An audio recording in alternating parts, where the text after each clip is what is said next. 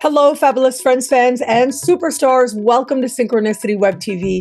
I am your host, Nadiya Shah, and this is your moment of synchronicity. Well, I'm so excited to celebrate with you today, Maria Alvarez. Now, Maria has been a student of many people that you've seen right here on my channel before, including Maria Blaquier over in Argentina that you've seen here. And she's taught a course before. Luisa, who was on very recently, Luisa Silva, who taught a Bazi astrology class. And now it's her turn. Maria is coming to Synchronicity University as part of the January 2026 speaker series. As this is publishing, you've got a little time left to choose your tuition rate, as low as just $5 a class. So we're going to have a lot to talk about as we get to know each other, and I'm so looking forward to this. Maria, welcome. Thank you for being here. Thank you. Thank you for the invitation. This is a platform where we can spread the word, teach other people, and definitely I love the idea that you have, because bring different people, bring different perspective is really important for astrology, because this is astrology. Everybody has an experience. Everybody has a way how to teach, or what it worked for me. Maybe it's different that worked for you. I love that you said that, because I think it's so much about the relationship that we have to the sky, right? It's that personal thing. And bringing that perspective, and then you add to it all these different techniques that are out there. And it's a privilege, actually, to be able to share all these brilliant astrologers with other people. But I also feel very, very fortunate, because as part of this show, I have interviewed like the most brilliant astrologers alive. So it is one of these things where I love sharing people, but then also I benefit from the wisdom. And before we started recording, we just started talking, and I was like, okay, I gotta press record, because I already feel like, just having met you, and before we even pressed record, I was already learning from you. So I know it's going to be a really wonderful discussion. I do want to ask you, though, because just before we started recording, you were sharing about how you have been part of a project to translate some of the works of one of our great legends, William Lilly. And so William Lilly, he made a huge mark. He's been one of these godfathers of astrology as we know it today in the West. Can you talk a little bit about that? Like, what works of his have you been part of translating into Spanish, and what those projects were like? Sure. Well, I studied horary in the School of Traditional Astrology. I did it in English, but after I finished my course, Maria Blaquier started doing that in Spanish. She is like the designing people that is teaching horary in Spanish. So she met a group. The first group start talking about this book. It's really important when you are learning horary that you are familiar with William Lilly. Actually, I didn't know who was Lilly before horary. And it's not just horary. You learn about concepts that has been lost in the time, that, in my opinion, needs to be more, that the people need to be more familiar with it, So, those people, those first group, start talking about, okay, I mentioned this is from William Lilly, but a lot of people didn't have access to the Spanish version. So they create the group, who would like to participate. I enrolled in that program, and we were working in that project for 2 years. So the first part of the book was released just a few days ago, like 2 or 3 weeks ago, and it is in Maria Blaquier website. It was through Maria Blaquier, because everybody studied with her, so we have that group, and we wanted to just have this and spread the word with teach other people, because in the Spanish world, what I told you before that the start, I believe, I speak both language. I am more familiar with Spanish, yes. But for me, in my opinion, there are much information in English than in Spanish. So a lot of people need to be translated, to be honest. Yeah, yeah. It's a wonderful endeavor to have these books, the wisdom, be able to reach that many more people because we are the wisdom keepers, right? We are the ones.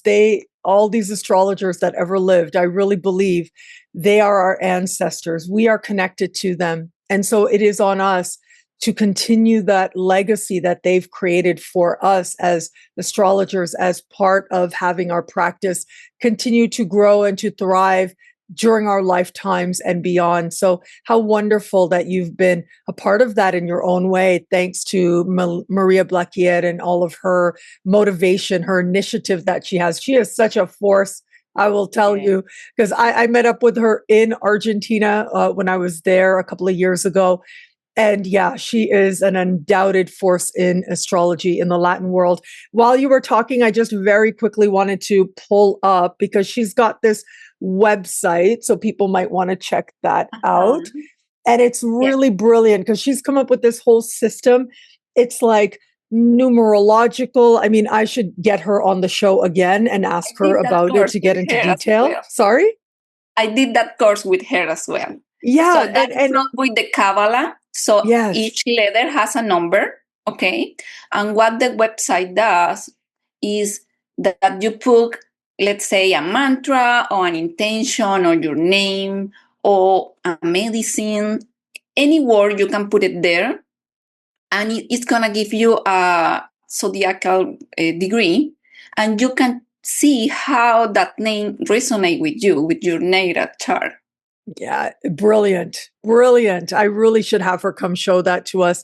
And she taught it to me because I was saying I'm an avid traveler. People who watch me regularly know I've been to 50 countries so far, recently celebrated 50 countries. So I love to travel. And she was showing this to me when I was in Argentina and saying, yeah, put the name of the city, put the name of the country. See? And I was like, wow. So I literally saved the website. I've kept it like sort of a window on my phone this whole time Yeah. because it is something that is so unique and so insightful. And she has that initiative to make things like that come together. And so, how wonderful that you've been part of that. And William Lilly, of course, one of these traditional astrologers, hoary astrologer, considered so imperative in bringing hoary astrology as a technique into like sort of being that bridge from the ancient to the modern world. And so, you being part of that is amazing.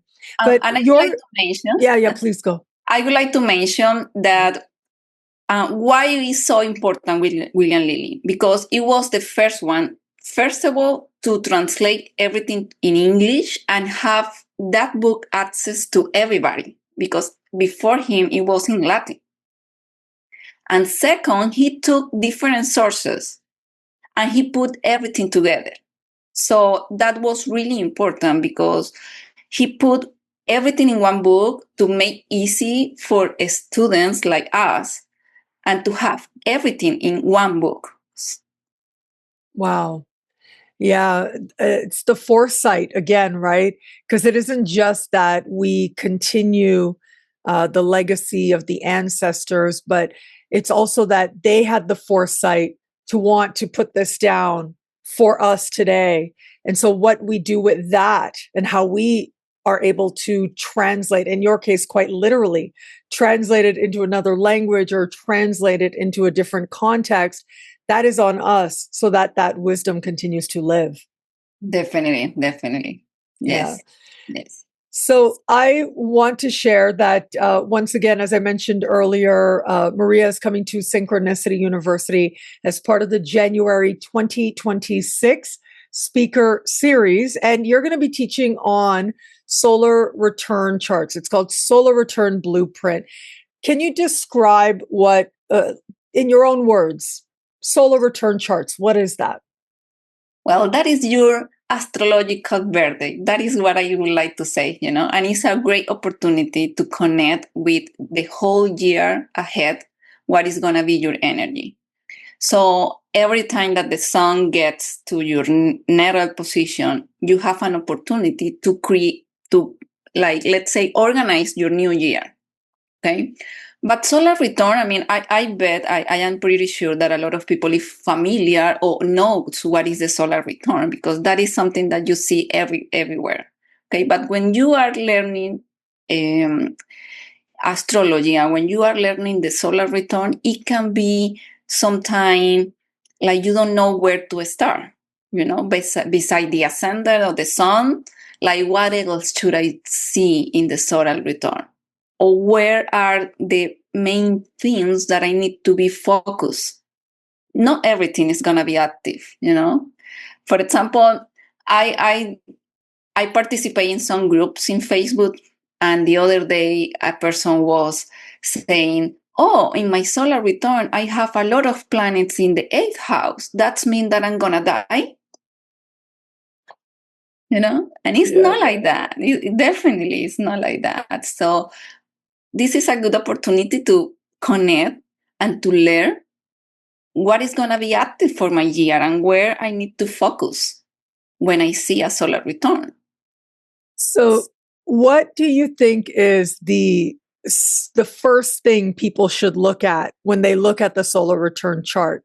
Like you generate it, you've pulled up the chart. What is the first thing that you would look at in that chart? I could look the ascendant, but before I do professions. Okay. Yeah, for me, it's really important, the professions. And there is something that I learned from Anthony Luis, that is the Lord of the Earth. That has to be with the planetary hours. So those planets work together in the solar return. So it's really interesting with the examples to see that the energy is there. Wow. So it gets really specific for you then, right? So Right. For those of you out there who might not know, perfections is really an ancient technique, and it gives every year of your life a certain numerological value from 1 to 12 and then around again. And so that tells you something about what house in the chart, what matters in life that are associated with that house are going to be especially important to you. So that's one thing that you take into consideration. And then the other thing is you look at the planetary hour. Wow, you get that specific. And so, again, a very ancient technique. I'm thinking about Plotinus, right, in theurgy, where they used planetary hours to understand, to time occult practices and rituals and things. Everything. And every hour is associated with a different planet. I actually have like an app that brings up, let me see if I can show people out there, but I have this app. one As well. Yeah, Which yeah. one do you Like there's have? Time Nomad. And Okay. that's one. And then there's another one that I use. It's called I think it's called Planetaro. And that's on That my is what I desktop. have. So I'll show you, like, I've got a couple of different Mhm. programs, so they make those widgets for me. But yeah, isn't that interesting? You get right to the hour. That is fascinating, because then you're looking at the planetary hour and you want that planet to have a special significance in the chart. You care about that planet being well placed, having positive aspects and things like that. Am I getting that right? Yes, because what happened in these ancient techniques, a planet doesn't work alone.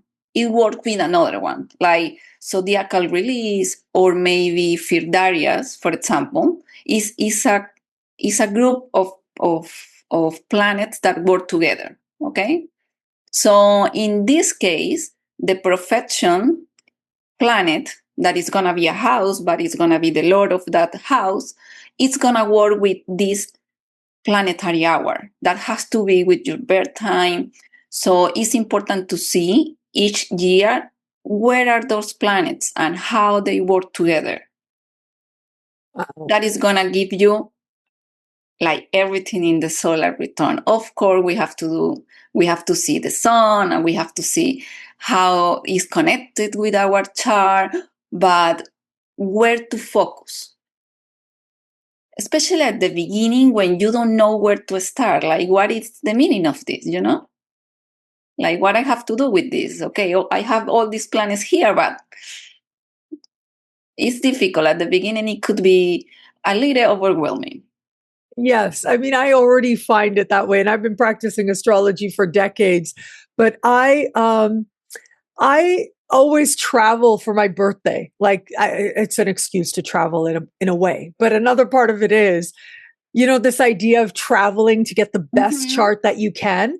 Mm-hmm. What do you think about that?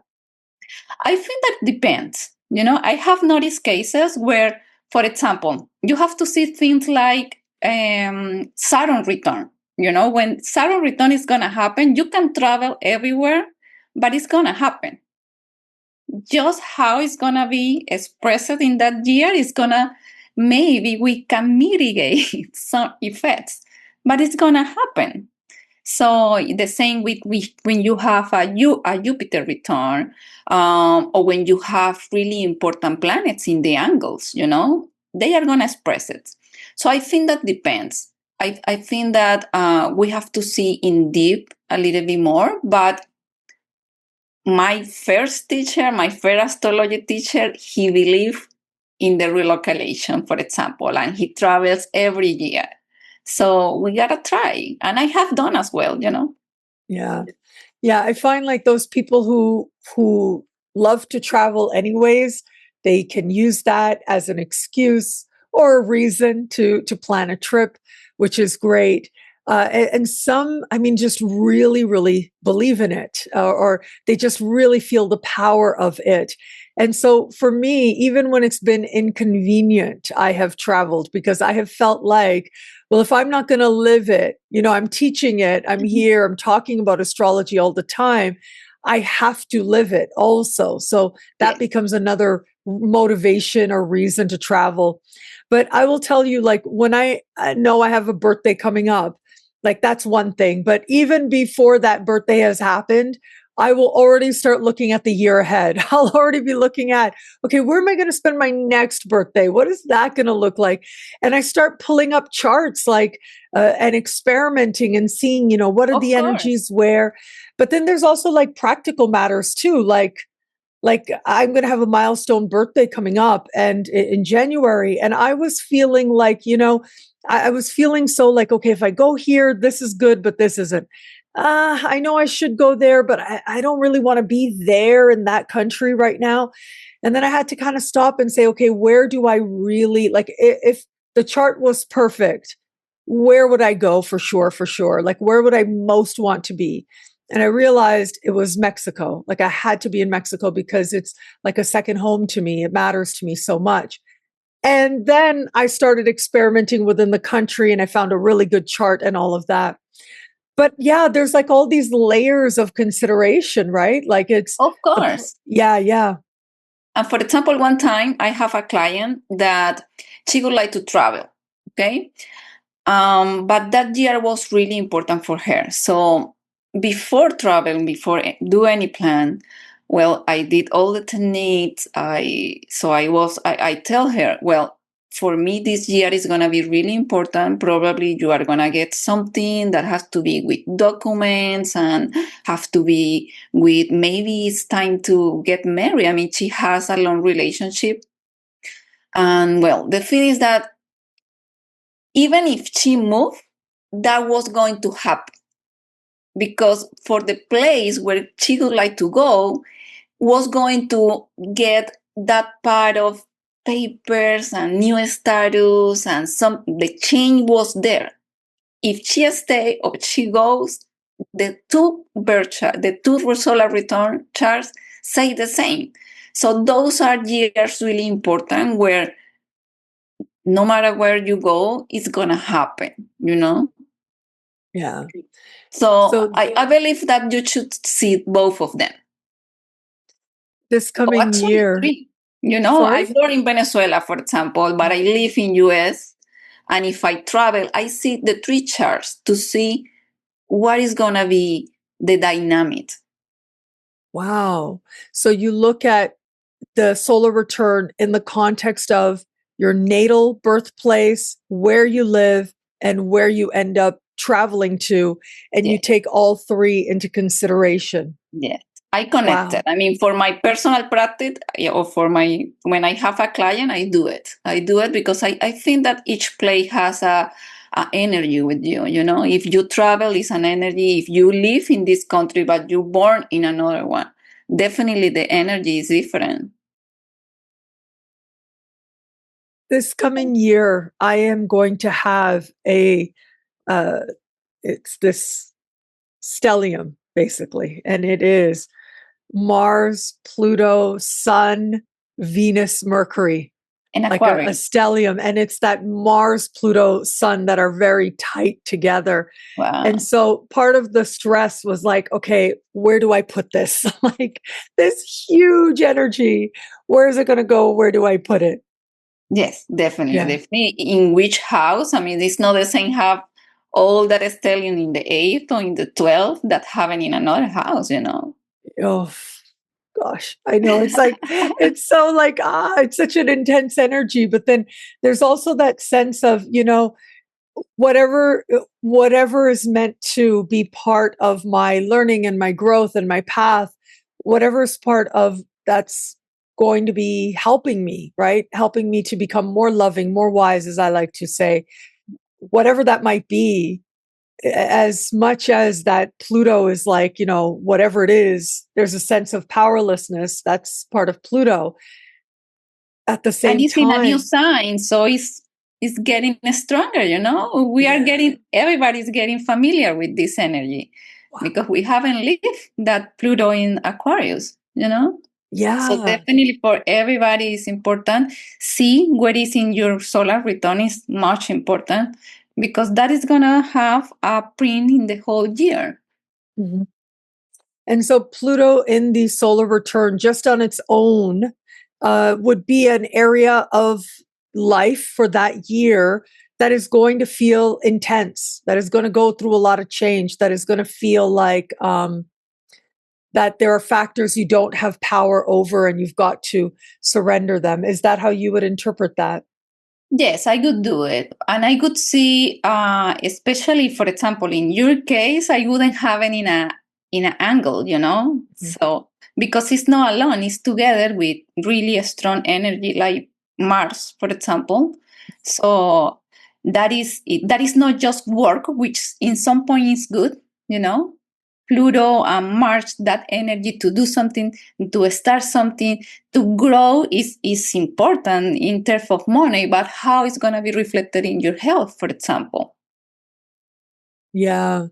And so my hope is empowerment. That's what I always hope. But with Of course. Pluto, sometimes Pluto gets you to that empowerment through powerlessness, through surrender. And then sometimes it gets you there by putting you on a path to owning your power.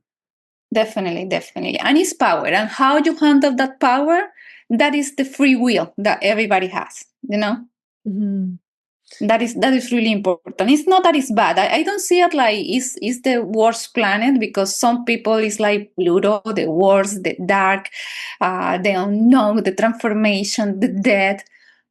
But the transformation sometimes is necessary, and how you start this new cycle is up to you.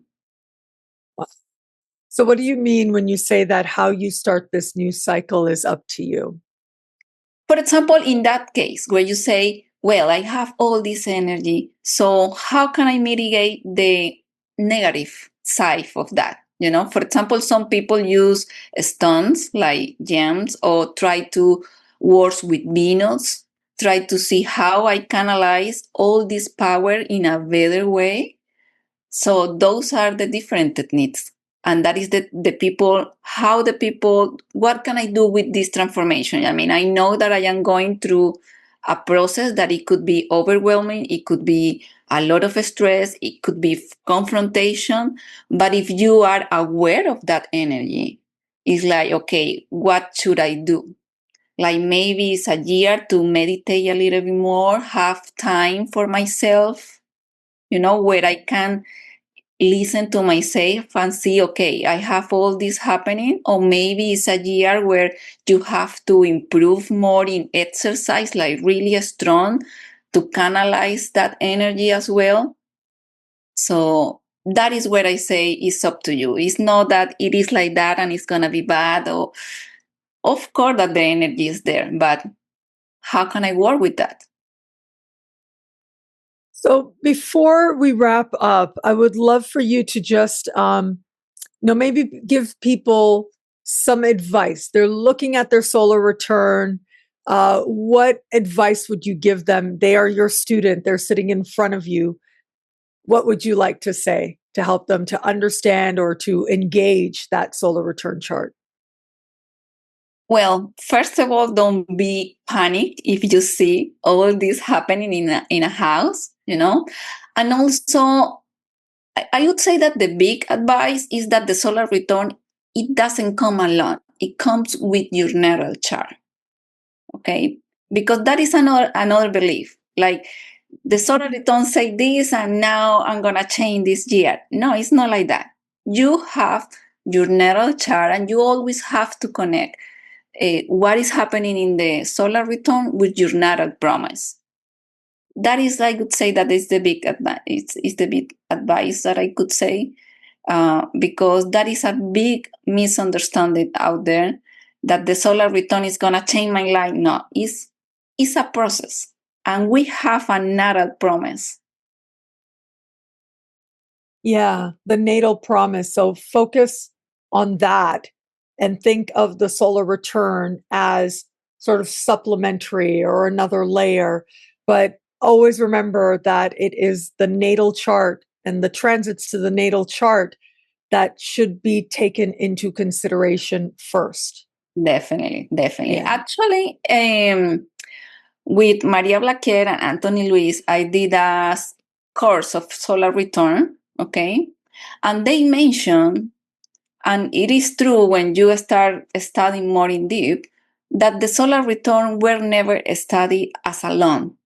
First, you have to take the transit, the progression, the directions, okay? The profection, the firdarias, the solar release, the zodiacal release.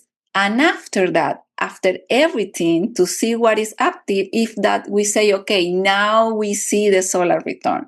We won't go through all those processes, but definitely this is a class that the people is going to take what is important for the solar return. What are the main steps to see, okay, this is going to be the energy, and this is what is open for me, or what is my challenge for these years. Well, Maria, thank you so much. I feel very excited to just go and look at my solar return right about now and see it in deeper layers. And once again, everybody, Maria is coming to Synchronicity University as part of the January 2026 speaker series.